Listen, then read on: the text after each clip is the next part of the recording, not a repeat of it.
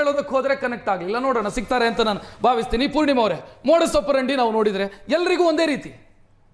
FIR ಗಂಡನ ಮೇಲೆ ಮಾಡೋದು, ಕೇಸ್ ತೆಗಿಬೇಕು ಅಂತ ಆದ್ರೆ ಲೈಂಗಿಕವಾಗಿ ಸಹಕರಿಸು, ಆರೋಪಿಗಳ ಮೇಲೆ FIR ಮಾಡೋದು, ಸಹಕರಿಸು, ಲೈಂಗಿಕವಾಗಿ ಸಹಕರಿಸು ಅಂತ ಹೇಳೋದು.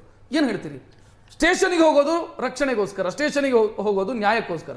ಅವರೇ ಹೆಂಗೆ ಮಾಡಿದ್ರೆ?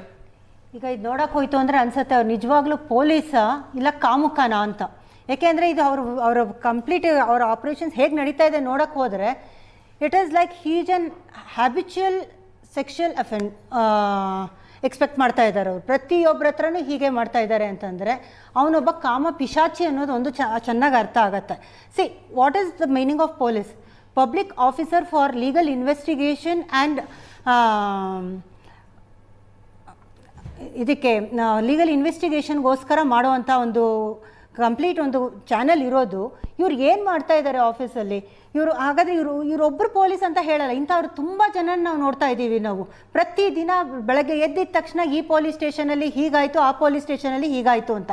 ಯಾಕೆಂದರೆ ನಾವು ಬೆಂಗಳೂರಲ್ಲಿ ಕೂತಿರೋರಿಗೆ ಮಂಗಳೂರು ಅಂತ ಅಂದಿದ ತಕ್ಷಣವೇ ಒಂದು ಬೇರೆ ಲೆವೆಲಲ್ಲಿ ನಾವು ಅವ್ರಿಗೆ ರೆಸ್ಪೆಕ್ಟ್ ಕೊಡ್ತೀವಿ. ದ ರೀಸನ್ ಇಸ್ ಅಲ್ಲಿರುವಂಥ ಆಚಾರ ವಿಚಾರಗಳು, ಅಲ್ಲಿರುವಂಥ ಟ್ರೆಡಿಷನ್ಸ್ಗಳಿಗೆ ನಾವು, ಯಾಕೆಂದರೆ ನಮ್ಮ ಮಂಗಳೂರು ಅಂತಂದರೆ ಒಂಥರ ಆ ಡಿಫ್ರೆಂಟ್ ಲೆವೆಲಲ್ಲಿ ನಾವು ಯೋಚನೆ ಮಾಡೋ ಅಂಥ ಪರಿಸ್ಥಿತಿ ನಾವು ಬೆಂಗಳೂರಲ್ಲಿ ಇರೋವಾಗ, ಮಂಗಳೂರು ಅಂತ ಜಾಗದಲ್ಲಿ, ಮೂಡುಬಿದಿರೆ ಅಂತ ಜಾಗದಲ್ಲಿ ಈ ಥರ ಒಬ್ಬ ಇನ್ಸ್ಪೆಕ್ಟರ್ ಇದ್ದಾನೆ ಅಂತ ಅಂದಾಗ, ಒಂದು ಹೇಳ್ತೀನಿ, ಅವ್ರು ಏನೇ ಅವನು ಇನ್ಸ್ಪೆಕ್ಟರ್ ಇರಬಹುದು, ಬಟ್ ಆದರೆ ಅವನಿಗೆ ಅಲ್ಲಿ ಪೊಲಿಟಿಕಲ್ ಇನ್ಫ್ಲೂಯೆನ್ಸ್ ಇಲ್ಲದೆ ಅವನು ಇಷ್ಟು ಬಾಲ ಬಿಚ್ಚಲಿಕ್ಕೆ ಆಗೋದಿಲ್ಲ.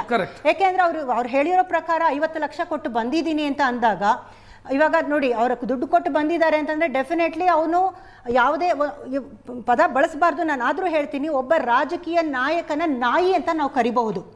ಯಾಕೆಂದರೆ ಇಲ್ಲ ಅಂತಂದರೆ ಯಾರೂ ಅಷ್ಟು ಸುಲಭವಾಗಿ ಬಾಲ ಬಿಚ್ಚಲಿಕ್ಕಾಗಲ್ಲ. ಯಾಕೆಂದ್ರೆ ನಾವು ಸುಮಾರು ಪೊಲೀಸ್ ಸ್ಟೇಷನ್ಗಳಲ್ಲಿ ನೋಡ್ತೀವಿ, ಎಷ್ಟೋ ಜನ ಇನ್ಸ್ಪೆಕ್ಟರ್ಗಳು ತಗ್ಗಿ ಬಗ್ಗಿ ಮಾಡಿ ನಮಗೆ ಪಬ್ಲಿಕ್ಗೆ ರೆಸ್ಪಾಂಡ್ ಮಾಡುವಂಥ ಜನ ತುಂಬ ಜನ ಇದ್ದಾರೆ.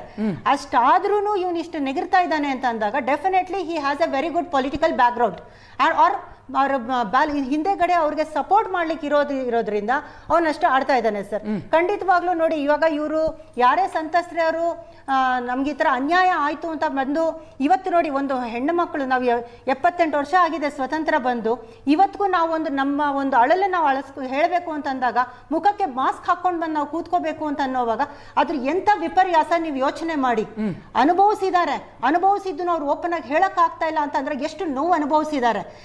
ಅವ್ರು ಅದ್ರ ಇಷ್ಟು ಬಂದು ಕೂತಿದ್ದಾರೆ. ಅವ್ರು ನಿಜವಾಗ್ಲೂ ಇವರಿಬ್ಬರಿಗೆ ನಾನು ಹ್ಯಾಟ್ಸ್ ಆಫ್ ಹೇಳ್ತೀನಿ.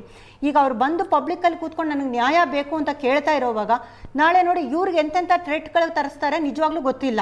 ಸೊ ದಯವಿಟ್ಟು ನೋಡಿ, ಇವಾಗ ಇವ್ರುಗಳು ಕಮಿಷನರ್ ಹತ್ರ ಹೋಗಿದ್ದಾರೆ, IGP ಹತ್ರ, ಮತ್ತೆ